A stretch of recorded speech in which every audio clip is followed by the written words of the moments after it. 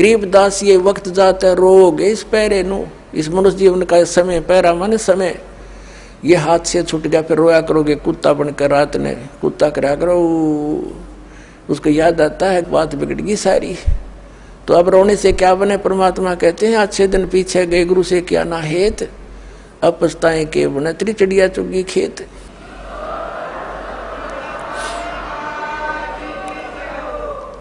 अब परमात्मा स्वयं ही वहां से चल कर आते हैं जहां वो भगवान रहते हैं, वेद गवाही देते हैं कि वहां से चलकर आता है, एक साधु रूप बनाकर कहीं भी प्रकट हो जाता। 3 प्रकार से परमात्मा हमारी धारण पोषण करता है। एक रूप में तो सतलोक में रहते हैं, स्थायी रूप में तेजो में शरीर मालिक का, करोड़ सूर्य मिला दे करोड़ चंद्रमा से एक रूम की शोभा। सतलोक में, अलखलोक में भिन्न शोभा है। परमात्मा एक ही है, रूप अनेक बना रहा है वहां पर। फिर वो परमात्मा वहां से गति करके आता, अच्छी आत्माओं को मिलता है जो दृढ़ भक्त होते हैं। उन दृढ़ भक्तों में से कौन कौन है, किन किन को मिले? आदरणीय धर्मदास साहिब जी को मिले, आदरणीय मुल्कदास साहिब जी को मिले, आदरणीय नानक साहिब जी सिख धर्म के प्रवर्तक, आदरणीय नानक देव साहिब जी से मिले, आदरणीय दादू साहिब जी से मिले, आदरणीय गरीबदास साहिब गांव छुडानी जिला जज्जर वाले को मिले, आदरणीय गीसा दास साहिब गांव खेखड़ा जिला मेरठ उत्तर प्रदेश वाले को मिले, और अनेकों को मिले हैं। इनका तो मूल प्रमाण हमारे सदग्रंथों में हमारे पास उपलब्ध है। वैसे कोड वर्डों में सांकेतिक बहुत वर्णन और भी मिलता है, जैसे आदरणीय नामदेव जी को भी मालिक मिले थे आके, क्योंकि हम बच्चे उसी के हैं। वही आकर उसी को दया आती है जो अच्छी आत्मा भक्ति की तरफ अग्रसर है, मिसगाइडेड है, उनको आकर मिलते हैं। कहीं भी आकर कोई भी लीला कर लेते हैं, उनको सतमार्ग बताकर फिर अंतर्ध्यान हो जाते हैं। यथार्थ ज्ञान सुनने के बाद वो प्राणी उल्टा नहीं हटता थे, सारा संसार एक तरफ हो जा। और वो परमात्मा भक्तमती बहन मीराबाई को मालिक मिले। वो दृढ़ भक्तों को मिलते हैं जो पक्के भक्तों, टस से मस ना हो, सारा संसार एक तरफ हो जाए। अपनात्मा हमने सारा इनकम्प्लीट स्पिरिचुअल नॉलेज सुन रखा है, कति अधूरा सधूरा सा जिसका सिर पैर नहीं। तो इसको तत्व ज्ञान कहते हैं, जो सबको सेट करे और परिपूर्ण रूप से कथाओं को भी सही सुनाए। जैसे मीराबाई पिछले जन्म जन्मांतर की पुण्यकर्मी प्राणी थे, और काल उनको ऐसे स्थान पर पैदा कर देता है कि उनकी भक्ति कोई कर्ण ना दे। वो कैसे ठाकुरों के घर जन्म दे दिया, और राजस्थान के ठाकुर उस समय अपने आप को खुदा से नीचे नहीं मानते थे, अपनी बहन बेटियों को पर्दे में रखते थे, एक परंपरा थी उनकी। और स्वयं सब खेतों में या कहीं भी काम करना होता स्वयं करते थे। पशुओं का गोबर भी उठाकर बाहर कुड़ियों पर स्वयं डाला करते थे। अपनी बहन बेटियों को पर्दे में रखा करते, बाहर नहीं जाने देते थे। और कोई जाति थी तो उसको कलंकित माना जाता था, बहिष्कार करते थे, उसका बहुत विरोध करते थे, उसका बुरा हाल कर देते थे, यहाँ तक कि उसको मार भी देते थे। अब परमात्मा की आत्मा भगवान बन नहीं रह सकती, और पिछले संस्कार उसको टिकने नहीं देते, जिसके परिणाम स्वरूप वो आत्मा परमात्मा के लिए कहीं ना कहीं भटक रही होती है। काल ने जगह जगह एजेंट बैठा रखे अपने। कहीं देखोगे कोई बूझा पाड़निया, कितने कोई पत्रालियाँ बैठा ला तेरी भविष्य बता दूँ, आजा बैठ जा धर दे 20 रुपये। फिर ये नकली संत, ये पंथ बना रखे नेरे, ये सारे एजेंट काल ने छोड़ रखे मिसगाइड करने के लिए। एक दयालु दाता हमारा पिता विधाता है, कबीर भगवान वो स्वयं आता है। वो जब ज्ञान देने लगता है तो विरोधी लोग असंख्य होते हैं। वो नकली संतों की जिनकी रोजी रोटियां बंद होने की संभावना हो जाती है, वो जनता को भड़का देते थे, हमें अपने पिता का विरोधी बना देते थे, अपने स्वार्थवश वो नकली, जिस कारण से वो खामियाना अभी तक हम भर रहे हैं, भोग रहे हैं। तो पुण्यात्मा मीराबाई की कसक बहुत ज़्यादा थी भगवान में। उसकी माँ भी धार्मिक थी। माता से उसने पता चला, श्री कृष्ण जी की मूर्ति बना करके वो उसके गुणों से परिचित होकर के भगवान श्री कृष्ण को अपना इष्ट रूप में मानकर पूजा करने लगी। अब जब उसका विवाह करने लगे तो उसकी माँ उसने स्पष्ट कह दिया कि माता मैं दूसरी शादी नहीं कर सकती, मैंने तो ब्याह कर लिया भगवान से। तो नहीं माना, समाज का कारण था, जबरदस्ती उसका ब्याह कर दिया। विवाह एक बहुत अच्छे नेक व्यक्ति से हुआ और वो विवाह के 4 वर्ष के बाद उसके पति की मृत्यु होगी, मीराबाई के पति की। लेकिन उसने मीराबाई की प्रार्थना पर इतनी सुविधा दे दी थी कि मंदिर में जाने अलाउड कर दिया था। वो नगरी का राजा था, तो राजा के आगे विरोध कौन कर सकता है। उसके साथ में 2-3 नौकरानियां बहनें चली जाती थी, तो जिससे तो दूसरे ठाकुर लोग भी नहीं बोल सके, भी अकेली नहीं जाती है, 4-5 जाते हैं इसके साथ। और फिर राजा के सामने प्रत्येक व्यक्ति कुछ नहीं बोल सकता। अब वो मंदिर जाती थी, अटूट श्रद्धा थी भगवान में। अब परमात्मा कहते हैं सौ छल छिद्र मैं करूं अपने जन के काज, 100 छल छिद्र मैं करूं। अब क्या हुआ, दयालु है परमात्मा, सतगुरु आए दया करी, ऐसे दीन दयाल है ये हमारे परमात्मा। सतगुरु आते हैं ऐसे दीन दयाल हैं, अपनी आत्माओं को अपना रास्ता आप ही बताते हैं। एक दिन कुछ परमात्मा कबीर जी के शिष्य हो गए थे, रविदास जी और भी कई शिष्य हो गए थे, लेकिन रविदास जी उनके बहुत निकट रहते थे और वो चमार जाति से थे। आज से 600 वर्ष पहले ये छुआछूत चरम सीमा पर था और ये जो शेड्यूल कास्ट के जो व्यक्ति होते थे, अनुसूचित जाति यानी चमार हुए, जुलाहे हुए, इनसे अन्य विशेष कर सर्वण जाति बहुत इनको हे समझती थी, इनके निकट नहीं जाते थे।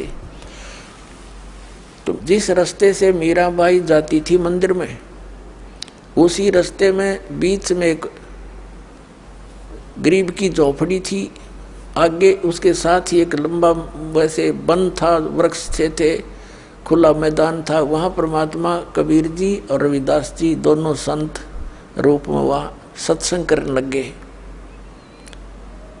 अब मीराबाई जा रही थी मंदिर में और जब देखा जाते समय कि कोई साधु संत आए हैं, लोग इकट्ठे हो रहे हैं, वापस आई 1-2 घंटा मंदिर में अपनी करके पूजा अर्चना, तो वापस देखा तो वहाँ सत्संग हो रहा था।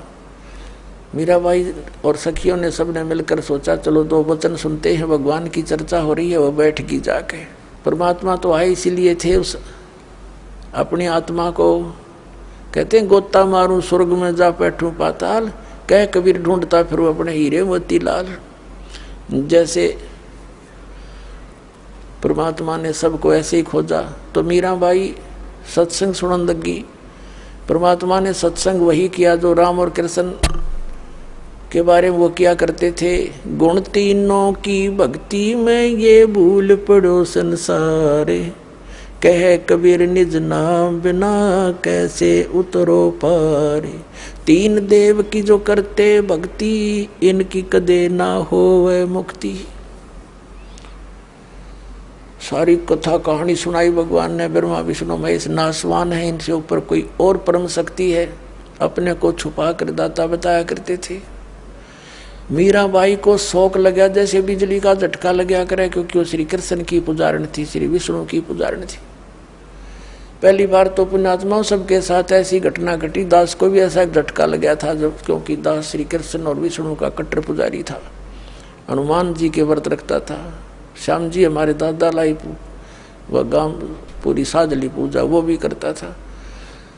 तो पहली बार दास को भी बड़ा दुख हुआ था, लेकिन सहन करके फिर आगे जानने की चेष्टा की तो हृदय के पट खुल गए, स्पष्ट दिखाई देता है। पहले मोतियाबिंद था, हमारा ऑपरेशन हो गया, अब हृदय वाली आंखें काम करने लगेगी। अब मीराबाई को बड़ा दुख हुआ। सत्संग के बाद कहने लगी महाराज जी आप क्या बात कह रहे हो, क्योंकि पुण्यात्मा कोई भी जो प्रसन्न भी करते हैं वो सभ्य तरीके से करते हैं। कहने लगी महाराज जी हमने तो कभी ये बात सुनी नहीं, आप जो बता रहे हो। तब परमेश्वर ने कहा बेटी जो नहीं सुनी वही सुनाने आया हूं मैं। जो तुमने सुना है वो लोकवेद है, दंत कथाएं हैं। ये रामकृष्ण की आप मृत्यु होती है, तो प्रश्न किया उस देवी ने कि भगवान आप कैसे कह रहे हो। भगवान श्री कृष्ण जी ने मोरध्वज राजा के पुत्र ताम्रध्वज को आरे से चिरवा कर जीवित कर दिया, आप कैसे कह रहे हो कि वो कुछ नहीं कर सकते। परमात्मा ने कहा बेटा मैं ये नहीं कह रहा कुछ नहीं कर सकते, पर ये तुम्हें मुक्ति नहीं दे सकते। फिर इनकी सामर्थ्य देख लो। मोरध्वज राजा का लड़का तो श्री कृष्ण ने जाके जीवित कर दिया क्योंकि उसके सांस शेष थे, उसकी आयु शेष थी। इतना ये कर सकते हैं, ये तो एक जादूगर कर देता है, छोटे मोटे साधु संत कर देते हैं। लेकिन श्री कृष्ण जी जब कहाँ गई थी उनका वो सामर्थ्य, जब उनका सगा भांजा अभिमन्यु महाभारत के युद्ध में चक्रव्यूह में मारा गया था। सुभद्रा का पुत्र जो श्री कृष्ण की बहन थी सुभद्रा, श्री कृष्ण रो रहा था, 500 पांडव रो रहे थे, उनका कुल नाश हो रहा था, तो क्यों नहीं जीवित किया श्री कृष्ण जी ने अभिमन्यु को। अब सुन होगी। फिर पूछा उसने जी कारण क्या था कि बेटी अभिमन्यु का प्रारब्ध इतना था, उसकी आयु शेष नहीं थी और ताम्रध्वज की आयु शेष थी। उसने जाके दिखा दिया ड्रामा। तो सेम गिवा एकदम, क्योंकि मालिक के जो ज्ञान है ये सटीक उदाहरण है। वह घर चली गई तो कहने लगी जी, फिर उसने कहा परमात्मा से, फिर दूसरा प्रश्न किया कि मुझे भगवान कृष्ण साक्षात दर्शन देते हैं, मैं उनसे बातें भी करती हूँ। परमात्मा ने कहा बेटी तू अपने कृष्ण जी तो पूछ लिए, ये देवता हैं, ये झूठ नहीं बोला करते, सच्ची बताऊंगे तेरे को। अब उसने तो रात में नींद आई नहीं, बहुत कसक होगी, तो उनको जैसा भी वो समय कभी प्रकट हुए श्री कृष्ण जी से पूछा भगवान आप तो सतोगुण भगवान हैं, आप तो झूठ बोला ही नहीं करते। मैंने ऐसे ऐसे संतों का सत्संग सुना है, मेरा बात जची नहीं उनकी, क्या आपसे भी कोई ऊपर शक्ति है। तो श्री कृष्ण जी ने कहा मीरा वो शक्ति है, लेकिन वो हमने भी ना मिली, उसकी ट्राई करने की कोई यूज नहीं, हमने खूब सिर पटक लिया, उसका कोई अता पता नहीं लगता। अब वो उसको तो बड़ा झटका लगा कि वो संत कहते हम उनको दिखा दें और उसका नाम दें, उसकी प्राप्ति करा दें। श्री कृष्ण जी ने इतना मान लिया कि वो है अवश्य। तो वह रात को नींद नहीं आया उस बेटी को। अगले दिन फिर पहुंच गई सत्संग में, वहीं बैठ गई। फिर सारी 2-3 दिन लगातार मालिक सत्संग करते रहे, फिर चले गए। हाँ फिर क्या हुआ, मीराबाई को प्रेरणा हुई कि भगवान मुझे उपदेश दे दो। परमात्मा ने कहा बेटा पहला काम है इस भक्ति मार्ग का प्रथम कदम गुरु होना चाहिए, सतगुरु हो, सच्चा ज्ञान वाला हो। तो मीराबाई ने कहा भगवान दीक्षा दे दो। अब परमात्मा ये देखना चाहते थे, या ठाकुरों की लड़की, इसमें भगवान की कितनी चाह है। ये परमात्मा को प्रमुख मानती है या समाज को, लोक लाज को। परमात्मा ने पता था कि वो दीक्षा मांगेगी, इतना ज्ञान सुने बाद से तो पुण्यात्मा का कलेजा हिल जाता है। रविदास जी से कह दिया कि तू मीराबाई को नाम दे दिए, प्रथम मंत्र मैंने तुझे बताया, केवल इस को देना, आगे तेरे को आदेश भी नहीं है। और मैं तेरे पास भेजूंगा जब यह दीक्षा लेना आवेगी, और तू इसकी परीक्षा लेना, तब देना इसको नाम। अब वह लड़की ने प्रार्थना की, परमात्मा ने कहा बेटी जा उसके पास, वो बैठा महात्मा, वो देंगे तुझे दीक्षा। वो तो गई वहाँ पर जहाँ संकेत मिल गया, जाकर बैठ गई, एक महाराज जी नाम दे दो, दीक्षा दे दो। रविदास जी कहने लगा बेटी बहन मैं हूँ चमार जाति का और तू है ठाकरा की बेटी। गुरु से नाम लेने के बाद जब तूने लोग जाके यूँ कहेंगे तूने किससे नाम ले लिया है, चमार पर नाम ले लिया, इज्जत का नाश हो गया। और जब तेरे मन में दोष आ गया भक्ति खत्म हो जाएगी तेरी, और लोग तेरी बेइज्जती बहुत करेंगे बेटी, तो कोई और देख ले अपना गुरु। तो मीराबाई ने कहा कि महाराज जी मैं आपकी बेटी, आप मेरे पिता, बाढ़ में जाए संसार, मैंने नाम दे दो, मैं पीछा छुटवाना चाहती। तो रविदास जी ने दीक्षा दे दी।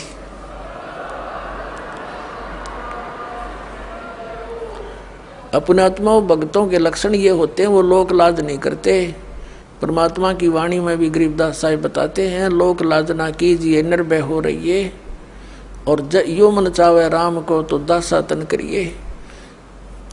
कहते हैं लोक लाज ना कीजिए निर्भय हो रहिए, जय मन चावे राम को दासा तन करिए। स्वान स्वरूप संसार है कुछ कर सी नाही, शीस महल को देख करिए भौंक भौंक मर जाही। सत्संगी संग ना तजय चितराम बसाही। नित्यानंद जी महाराज संत हुए हैं, उन्होंने कहा है कि लोक लाज मर्याद जगत की तरण जो तोड़ बगावे।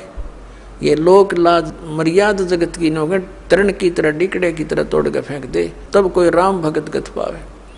तो साधु संतां के पिछले उदाहरण देख लो, उन्होंने लोक मर्यादा कति नहीं करी। जैसे आदरणीय नानक साहिब जी हिंदू धर्म में थे, अरोड़ा खत्री इनके घर जन्म था इनका, और रामकृष्ण के पुजारी थे। परमात्मा मिले तो पूरा उसी दिन त्याग दिया था, परमात्मा के दर्शन कर आते ही सब छोड़ दिया, और पूरा विरोध हुआ था उसका हिंदू समाज में, होने दे, कति परवाह नहीं करी। ये दृढ़ भक्त होते हैं जिनको भगवान आकर मिलते हैं। तो मीराबाई ने कहा भगवान मुझे नाम दे दो, आप मेरे पिता मैं आपकी बेटी, कुछ हो मेरे साथ वो संघर्ष, आप मेरे साथ रहोगे, मैं आप झेलूंगी सब कष्टों को, पर परमात्मा के लिए मैं कुछ भी कर सकती हूँ। अब प्रथम मंत्र दे दिया रविदास जी ने, और फिर जैसे महीने में 20 दिन में फिर आने लगे सत्संग करने। तो सत्संग उस दिन तो भगत पक्के आते हैं। सत्संग विशेषकर परमात्मा रात्रि में भी करते थे और दिन में भी करते थे। दिन में कम, रात्रि में ज़्यादा करने लगे, क्योंकि दिन में काम में समय नहीं मिलता भक्तों को, व्यक्तियों को। रात्रि तो अपनी ही होती है, अपने ही नींद से समय निकाल लेते हैं। अब पहले तो वो दिन में मंदिर में जाती थी, अब रात्रि ने सत्संग में जाने लगी, दोनों टाइम, दिन में भी रात में भी। अब पहले तो उसका पति था, उसको साथ देता था, कोई बोलने वाला नहीं था। अब उसकी मृत्यु के बाद उसका देवर बन गया वहाँ का उस नगरी का राजा। उसने मीराबाई को बहुत समझाया कि तू अब मत जाया कर, पहले तो तेरा पति था, अब लोग पता नहीं क्या क्या बात बनाते हैं, हमारी इज्जत का नाश कर देगी तू। उसने कोई परवाह नहीं करी थी, मंदिर में जाती रही। और फिर लागी और रात ने सत्संग में जान। इस बात का उसके देवर ने घना मलाल हो गया, घना दुख मान लिया कि इसको तो मार दे तो अच्छा है, और इसने तो इज्जत का नाश कर दिया। तो क्या किया उसने, क्या किया, एक दिन अपने पुत्र का जन्मदिन रख दिया, रिश्तेदार आए हुए थे, और एक किसी सपेरे से कहा कि ऐसा विषधर ला दे, ऐसा विषयर ला दे सर्प के डंक मारते मर जाए आदमी। उसने वैसा ही ला दिया, राजा का हुक्म था, और एक डिब्बे में बंद करके ऊपर लिख दिया 9 लखा हार। राजा ने एक बांदी से कहा, नौकरानी से, जाओ मीरा को दे दे, ये हार गले में पैर लेगी, सुंदर कपड़े पहन लेगी, रिश्तेदार आवेंगे। और ऐसे, क्योंकि वो तो ऐसी रहती थी बेचारी, उसने तो नाव डने पैरने की कोई परवाह नहीं रही थी, भगवान में कसक गनी लगी थी। तो उसने कहा कि ठीक से कपड़े पहन लेना, मेरी बेइज्जती ना करवाना, रिश्तेदार ने कहेंगे भाई रहा नहीं उसकी पत्नी को कैसे रखता है, और ये हार पहन लेगी। उसने सोचा था न्यू कि सर्प डस कर मर जाएगी, सर्प देगा डस, सारे रिश्तेदार होंगे, सब गवाह हो जाएंगे, एक सांप लड़ गया, भाई हम भी वहीं थे, इसलिए मृत्यु होगी उसकी। इसने चाल तैयार चाली थी। अब वो नौकरानी ने जाकर दे दिया कि ले मीरा भाई, राजा ने बताया है इसमें एक हार है बहुत कीमती, इसको पहन लेना, और सुंदर कपड़े पहन ले, आज उनका लड़के का जन्मदिन है, दूर दूर के रिश्तेदार आए हुए। मीरा भाई बोली रख दे बेबे, पहन लूंगी। नानू का है पहन ले, मैं पहन लूंगी, तू जा। वह चली गई। अब उसने खोला कि ना पहरूंगी तो यूं दुखी करेगा, इन बातों में तो कोई खास आंट भी नहीं मेरा भक्ति की, मेरे लिए तो माटी है, यूं हार है, जो कुछ भी है, लेकिन यूं बकवादी आदमी दुखी करेगा। तो उसने अपना धोए दाए कपड़े पहन के वो हार गले में पहन के बैठ गई कि जब वहाँ जाएंगे इकट्ठे में चली जाऊंगी, जहाँ इकट्ठा होना है पार्टी में। अब 5-7 मिनट के बाद वो आया। वो तो ये देखने आया था कि मर्गी होगी, वाई वाह के कह दूँ सांप लड़ गया, सांप लड़ गया, ये रहा भागियो भागियो। अब उसने जाकर देखा कि वो मीराबाई गले में सुंदर हार पहने बैठी। तो कहने लगा कि ये हार कहाँ से लाई? तो उल्टा मैं जानता था तू रातों जाती है, यही कर्म करने जाती है। वो कहने लगी जी आप भी मुझे जीने देते ना मरने देते, आप ही ने तभी भेजा था और देख मुझे ही कलंकित कर रहे हो। तो वो कहता मैंने कहाँ भेजा था कि ये डिब्बे में ये बांधी नौकरानी कर गई थी। वो डिब्बा देखा कि इसमें क्या था, कि इसमें ये हार था। अब उसने सोचा बांदी बुलाई नौकरानी, बोली जी मैं अभी देकर बाहर ही बैठी हूँ, इनके बाहर नौकरानी थी वो बाहर रहती थी और यही डिब्बा, और तो उसके पास कोई कपड़ा भी नहीं था विशेष और कोई पात्र भी ऐसा नहीं था। अब उसने सोचा भाई बड़ी, उसने सोचा सपेरा जादू कर गया मेरी खातिर, वह ना जच्ची उसका, कोई और जादू जंत्र का दे गया होगा। तो जब तो वह बच गई। एक दिन उसने क्या किया कि एक विष मंगवाया, विष डालकर एक प्याले से, उन्हें सोचा या मरती नहीं मानती नहीं, इसने इज्जत का नाश कर दिया, जिसको जहर से मार देते हैं। उसको कहा विष, साथ गया तलवार लेकर कि ये जहर पी ले, ये विष है इसके अंदर, या तो इसको पी लेना तेरी गर्दन काटूंगा। तलवार लेकर खड़ा हो गया। मीराबाई ने सोचा मारना तो इसने है ही, तलवार से तो दर्द होगा, विष पे लेती हूँ आराम से मर जाऊंगी। करके मालिक को याद और विष पेगी सारा। और वो देखा खड़ा खड़ा नो का नो चेहरा, आध घंटे तक बाट देखी दुश्मन ने, वो मरी नहीं, वापस आ गया या वासा होकर। तो परमात्मा कहते हैं मीराबाई को मारन लागे जहर का प्याला प्यारे, पीवत ही अमृत हो लाग्या, हो गया सर्द ही यारे। मन तू पावेगा अपना किया रे, भोगेगा अपना किया रे। भक्ति के अंदर ऐसी शक्ति है, पुण्यात्माओं विश्वास करना इस मालिक पर। ये कथाएं सुना करते थे हम, कथा नहीं थी, ये सच्ची बातें हैं।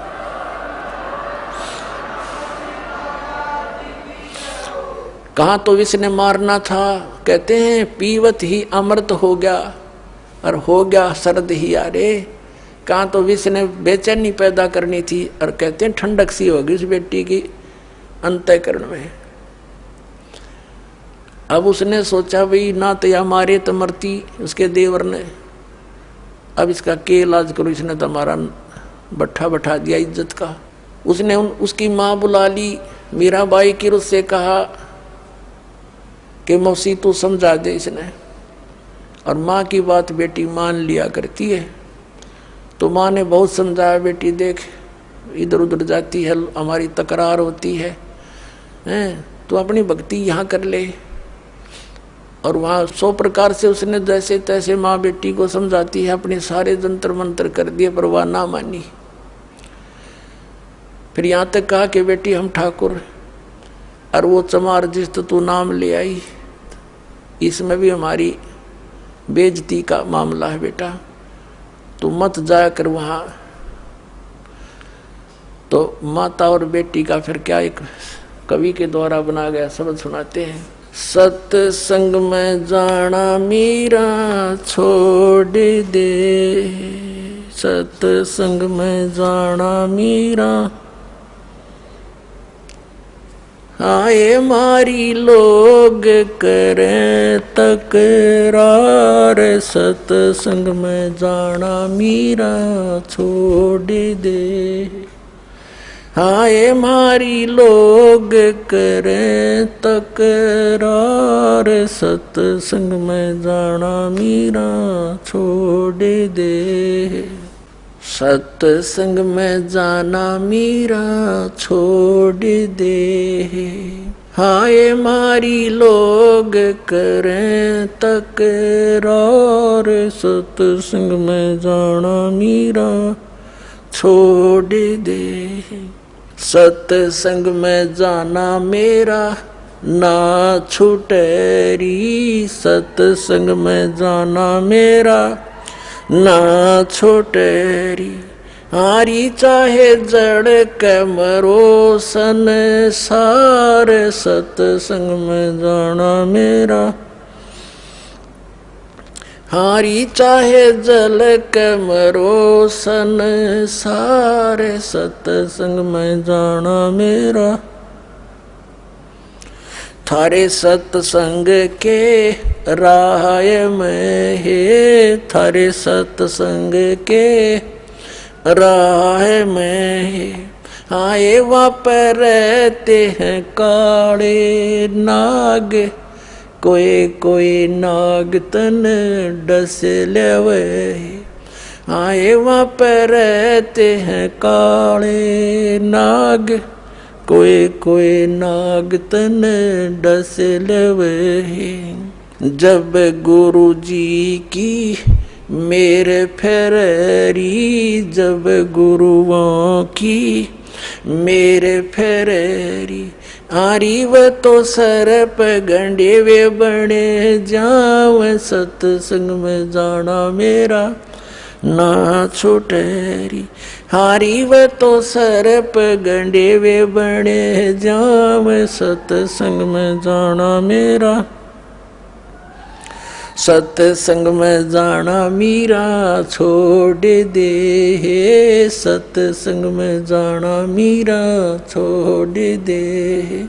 आए मारी लोग करें तकरार, सत्संग में जाना मीरा छोड़ दे। सत्संग में जाना मेरा ना छूटेरी, सत्संग में जाना मेरा ना छूटेरी।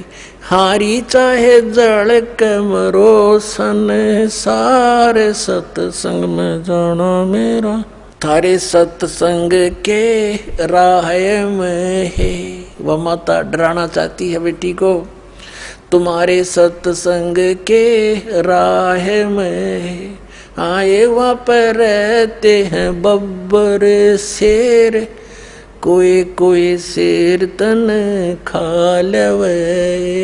रहते हैं बब्बर शेर, कोई कोई शेर तन खा लेवे। जब गुरु जी की मेहर होवेरी, जब सतगुरु जी की मेहर होवेरी।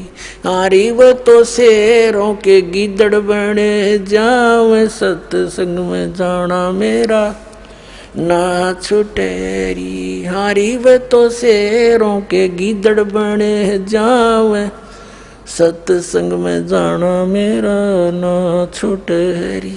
थारे सत्संग के बीच में है, थारे सत्संग के बीच में आए वहाँ पर रहते हैं साधु संत, कोई कोई संत तन ले रमे। आए वहाँ पर रहते हैं साधु संत, कोई कोई संत तन ले रमे। तेरे री मन में माता पाप हैरी, तेरे री मन में माता पाप हैरी। वो संत मेरे माँ बाप हैरी, वो संत मेरे माँ बाप हैरी। हारी वे तो कर देंगे बेड़ा पार, सत्संग में जाना मेरा ना छुटेरी। हारी वे तो कर देंगे बेड़ा पार, सत्संग में जाना मेरा ना छुटेरी। सत्संग में जाना मेरा छोड़ दे, सत्संग में जाना मेरा छोड़ दे। हाय मारी लोग करें तकरार, सत्संग में जाना मेरा छोड़ दे। सत्संग में जाना मेरा ना छोटे री, सत्संग में जाना मेरा ना छोटे री। हारी चाहे जड़ के मरो संसारे, सत्संग में जाना मेरा ना छूटे री। वो तो जाते चमारे है, वो तो जाते चमारे है, इसमें हमारी आर है, इसमें हमारी आर है। तेरे री लिख माता चमार है री, तेरे लिख माता चमार है री। मेरा सिरजन और हरी, मेरा सिरजन और हरी। हरि व तो मीरा के गुरु रविदास, सत्संग में जाना मेरा ना छूटे री। हरि व तो मीरा के गुरु रविदास, सत्संग में जाना मेरा ना छूटे री। अपने आत्माओं, परमात्मा के पाने के लिए सबसे बड़ी बंधन काल ने, सबसे बड़े रस्से हमारा बांध रखे हैं ये लोक परंपराओं के। और परमात्मा कबीर साहब कहते हैं, सोई जन उभरे जिन तोड़ी कुल की कान। परमात्मा कहते हैं कुल करने के कारण यू अनसा गया बिगो, जब यू कुल के कर लेगा तो चार पाया का हो। आज तो लोक लाज में कुल की मर्यादा में को प्रमुख मानकर सत्संग में आया नहीं, सत्संग सुने नहीं, ज्ञान होया नहीं, भक्ति करी नहीं, फिर गधा बन का घूमेगा, चार पाया का होगा। जब यू कुल के ढालड़ा होगा तेरे, तब यू कुल के कर लेगा तो चार पाया का हो। तो संतों को यू हृदय में जम जाती है बातें। तो यहाँ परमात्मा कहते हैं कि तन छूटे जब कहाँ समावेगा, और आखिर तुझको कौन कहेगा। गुरु बिन आत्म ज्ञान मन ने की कर ले, 2 दिन का मेहमान मन ने की कर ले, 2 दिन का मेहमान। कहते आखिर तुझे गुरु के बिना यू आत्मज्ञान बताओगा कौन है। तो इस प्रकार हमने इस सारे ज्ञान को समझना है। जैसे नित्यानंद जी एक ब्राह्मण कुल में थे, तहसीलदार की पोस्ट थी, 250 वर्ष पहले की बात। इसमें नारनौल के नवाब के यहाँ तहसीलदार की नौकरी करते थे। जब ये आत्मज्ञान हुआ, फिर परमात्म ज्ञान हुआ, नौकरी त्याग दी। पत्नी थी, वो विरोध गणा करा करती, परमात्मा की ऐसी रजा हुई, उसकी मृत्यु होगी और वैराग बन गया। जब इस ज्ञान से परिचित हुआ तब कहा था ब्राह्मण कुल में जन्म था। पहले तो 250 वर्ष पहले ब्राह्मण के घर जन्म होना ही एक बहुत बड़ी महान माना करते थे। और फिर तहसीलदार की पोस्ट, आज तो मंत्री की को ना इतनी कीमत जितनी उस समय तहसीलदार की होती थी। और दोनों को बद के गढ़ भगवान से दूर कर, कहते हैं कबीर साहब कहते हैं, सुख के माथे पत्थर पड़ो जिसते नाम हर देते जा, और बलिहारी उस दुख के जो पल पल नाम रटावे। परमात्मा कबीर जी कहते हैं आग लगो ऐसे सुख के जो भगवान से दूर करे। हे परमात्मा ऐसा दुख भी दिए रखना, तेरी याद बनी रहे। तो नित्यानंद ने कहा था जब वो ये ज्ञान हो गया, जब कहते हैं ब्राह्मण कुल में जन्म था मैं करता बहुत मरोड़, और गुरु गुमानी दास ने दिया कुबद गढ़ तोड़े। संत मिले उनको गुमानी दास नाम के, कहते कुबद का गढ़ तोड़ दिया। मान बढ़ाई है, ऊंची नीची जाति वाला अभिमान भेदभाव, कहते ये कुबद का गढ़ संत बिना नहीं टूटे। तो परमात्मा के बच्चे जो होते हैं उन्हीं को मिलते हैं जो दृढ़ होते हैं। मीराबाई दृढ़ भगत थी, सारा संसार एक तरफ।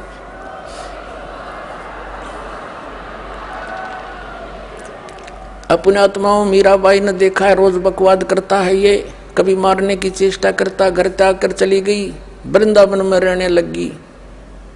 तो वहां परमात्मा फिर मिले जाकर उसको दूसरा रूप बनाकर, और ज्ञान से उसे पूछा, जैसे धर्मदास जी को मिले थे। तब उस बेटी की फिर आंखें खोली, बेटा इससे आगे और भी नाम है, ये तो प्रथम मंत्र दिया है, इसके आगे सतनाम है, वो ग्रहण कर, उसको मैं दे सकता हूँ और किसी के पास नहीं है। तब मीराबाई ने परमात्मा कबीर जी से फिर मंत्र लिया, तब उसका कल्याण हुआ। बोलो सतगुरुदेव।